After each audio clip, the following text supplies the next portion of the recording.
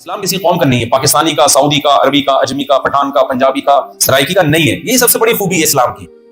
اگر اسلام کسی قوم کا ہوتا تو ترکوں کی خلافت عثمانیہ قائم ہوتی. وہ تو ترک تھے، اجمی تھے.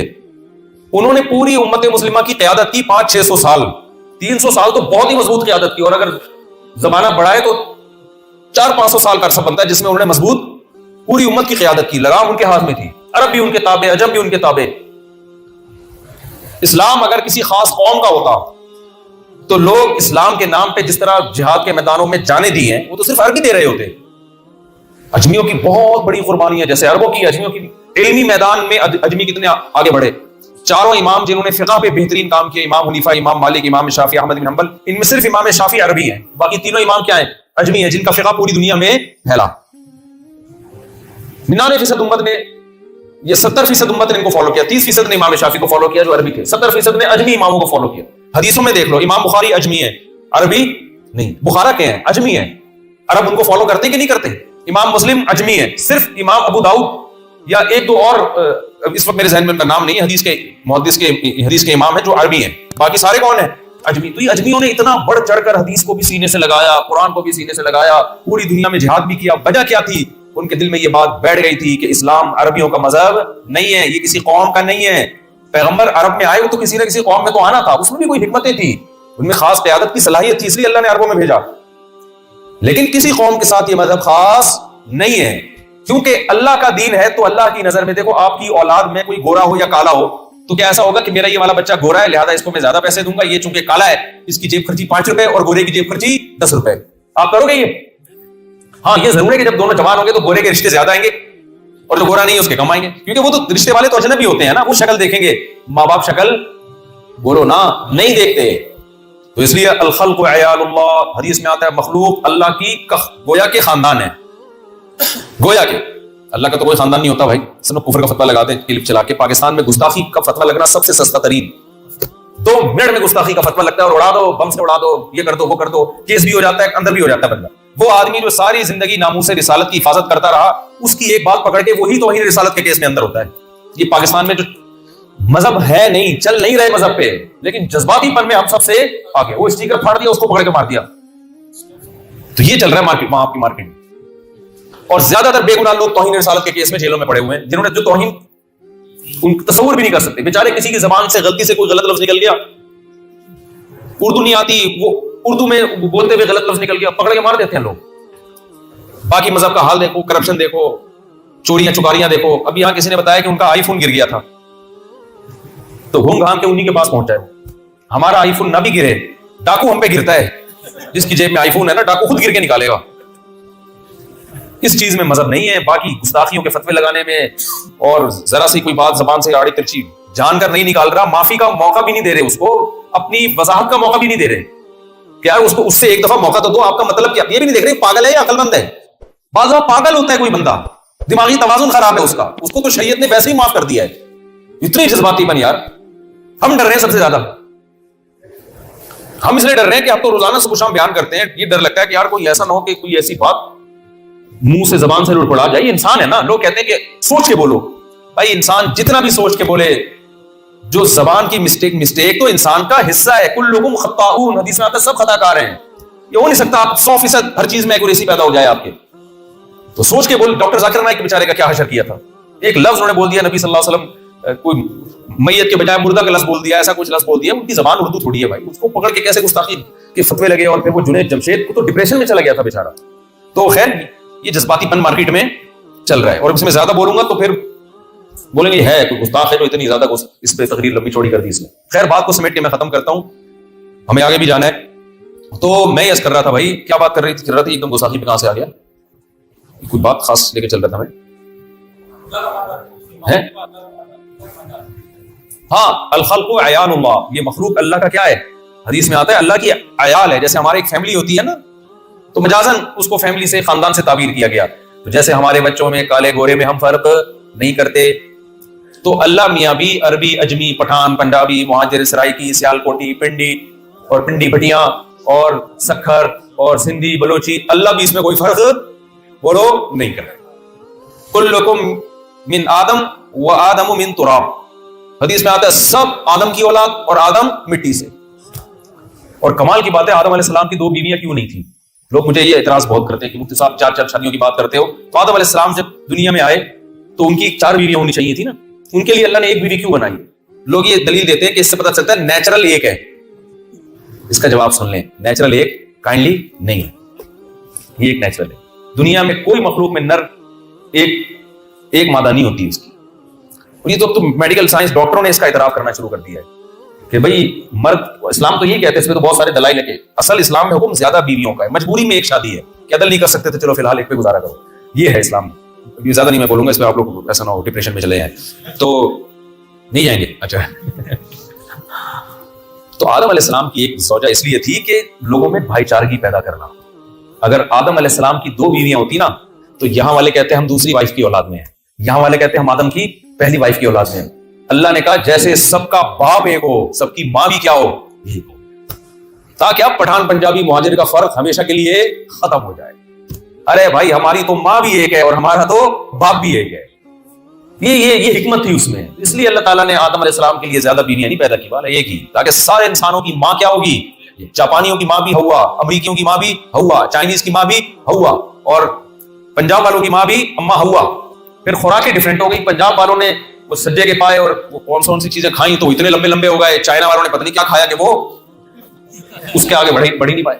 ٹھیک ہے نا, یہ ہوتا ہے نا, کوئی وہیں رہ گیا اس سے آگے. وہ خوراک اتنے عرصے سے کھا کے نا جو پائے کھاتے رہے وہ بڑے ہوتے گئے. وہ ایک آدمی نے کتنی خاتون سے شادی کر لی, بچے بڑے ہی نہیں ہو رہے کیونکہ اماں چھوٹی سی تھی. اب وہ پریشان ہے یار بڑے کیوں نہیں ہو رہی ہے, وہ بچے وہاں پہ چلے گئے تھے. تو ایک دن اس کی بیوی بچوں کو کھلا رہی ہے, بیٹا کھانا کھا لو بڑے ہو جاؤ گے. وہ جل کے کہتا ہے یہ بڑے نہیں ہوں گے, ان کے ساتھ کے پودے لایا تھا وہ بڑے ہو گئے ہیں, یہ کم بہت اتنے کے اتنے ہی ہیں. تو بعض دفعہ بچہ باپ پہ چلا جاتا ہے, بعض دفعہ ماں پہ چلا جاتا ہے, لیکن اما ہوا اور اما ابا دونوں کے قد کیا تھے, اونچے تھے.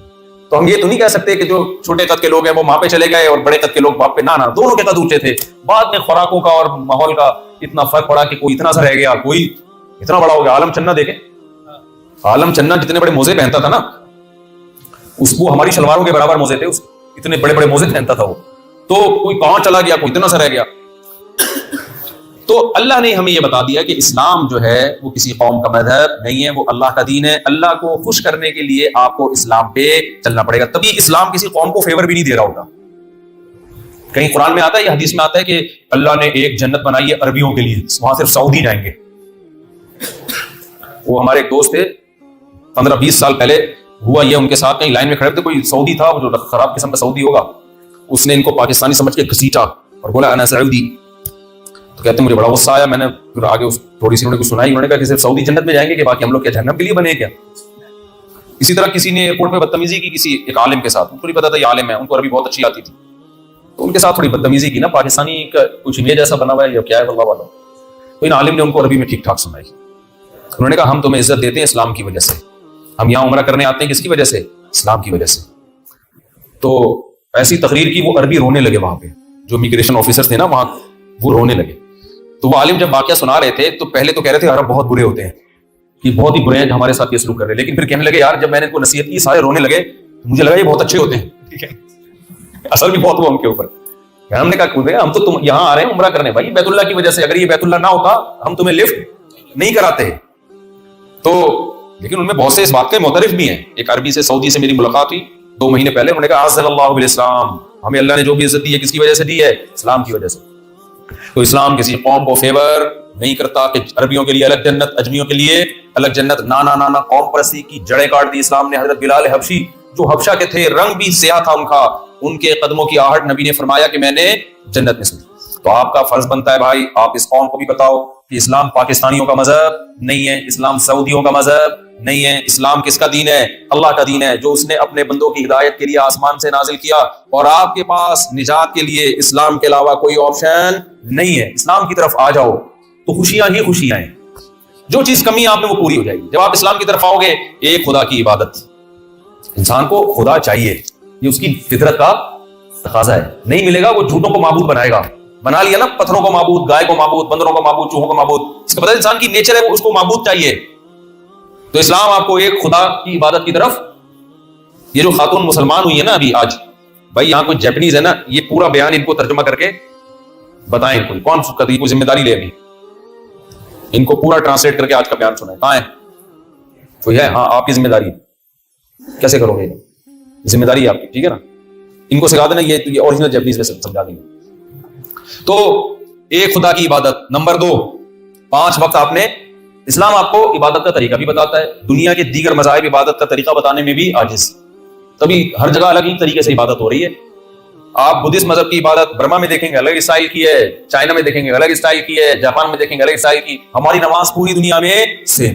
آپ کہہ سکتے ہیں نہیں جی کوئی یہاں باندھ رہا ہے, کوئی یہاں باندھ تو رہا ہے نا, اس سے کیا ہو گیا, یہاں باندھ رہا ہے, یہاں باندھ رہا ہے, ہاتھ چھوڑ رہا ہے کوئی, وہ تو قیام تو وہی ہے نا, سورہ فاتحہ وہی ہے, آگے سورت وہی ہے, رکعتیں سب کی کیا ہیں, سیم ہے, رکوع ہے, سجدہ ہے, رکوع سجدے کی تسبیحات کیا ہے پوری دنیا میں سیم ہے, قرآن سیم ہے, تراویح سیم ہے, رمضان سیم ہے, ایک ہی ٹائم پہ افطاری, ایک ہی ٹائم پہ سحری. تو چند چیزوں میں اختلاف ہے, وہ بھی بہت ہلکی نوعیت کا ہے. جو ہاتھ یہاں باندھتے ہیں وہ یہ تھوڑی کہتے ہیں یہاں باندھ لیا تو نماز نہیں ہوگی, اور جو یہاں باندھتے ہیں وہ یہ تھوڑی کہتے ہیں یہاں باندھ لیا تو دار اسلام سے خارج ہو جاؤ گے. رفع الیدین بھی ہے, نہیں بھی ہے, تو اور یہ سب چیزیں نبی سے ثابت ہوئی ہیں. تو اللہ نے اپنے نبی صلی اللہ علیہ وسلم کی تمام سنتوں کو ہمیشہ کے لیے محفوظ کر لیا. تو یہ چیز آپ کو اسلام میں نظر آئے گی, نماز بھی محفوظ ہے, زکات بھی محفوظ ہے, رمضان بھی محفوظ ہے, حج بھی محفوظ ہے, قربانی بھی محفوظ ہے. تو اب بھائی سب چیزیں محفوظ ہیں, لیکن عمل کون کرے گا؟ وہ میں نے اور آپ نے عمل کرنا. تھوڑا سا پریکٹیکلی مسلمان بننے کی کوشش کریں, کیونکہ ہماری باتوں سے دین نہیں پھیلے گا بھائی, ہمارے عمل سے دین پھیلے گا. اور جب تھوڑا بہت دین پہ چلیں تو اپنے کردار کو ان سے بھی زیادہ ایک نمبر بنانے کی کوشش کریں. ایسا نہ ہو کہ آپ نماز پڑھ رہے اور ادھر کسی جاپانی کے ساتھ 2 نمبری کرتے ہوئے پکڑے گئے, تو وہ کیا بولے گا, وہ تو مرتد ہو جائے گا, وہ تو دین سے پھر جائے گا. تو اس لیے دین سے, مذہب سے محبت کریں, اپنے عقیدے کو مضبوط کریں, نماز قائم کریں.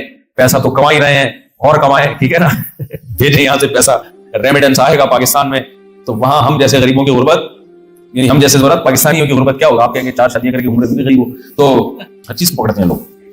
تو پاکستانیوں کی غربت کیا ہوگی بھائی؟ دور ہوگی. اللہ تعالیٰ مجھے بھی دین اور مذہب پہ چلنے کی توفیق عطا فرمائے, آپ کو بھی, اور ہمیں اسلام کی قدر کی توفیق عطا فرمائے. اور اسی اسلام نے ہر طرح کے معاملات دیے نا, تو انہی معاملات میں میں بار بار جو جلدی شادی اور زیادہ اولاد کا کہتا ہوں نا, خاندانی نظام کو بچانے کے لیے کہتا ہوں. میرا اس میں کوئی فائدہ نہیں ہے, کیونکہ خاندانی نظام مسلمانوں کا بھی تباہی کی طرف جا رہا ہے, تہجد گزاروں کا بھی تباہی کی طرف جا رہا ہے, حاجیوں نمازیوں کا بھی خاندانی نظام تباہ ہو رہا ہے. کیونکہ اسلام نے فیملی سسٹم کو بچانے کے لیے جو اصول اور ضابطے بیان کیے, ان کو نہ ممبر سے بیان کیا جا رہا ہے جس طرح بیان کیا جانا چاہیے, اور نہ ان پر عمل کیا جا رہا ہے.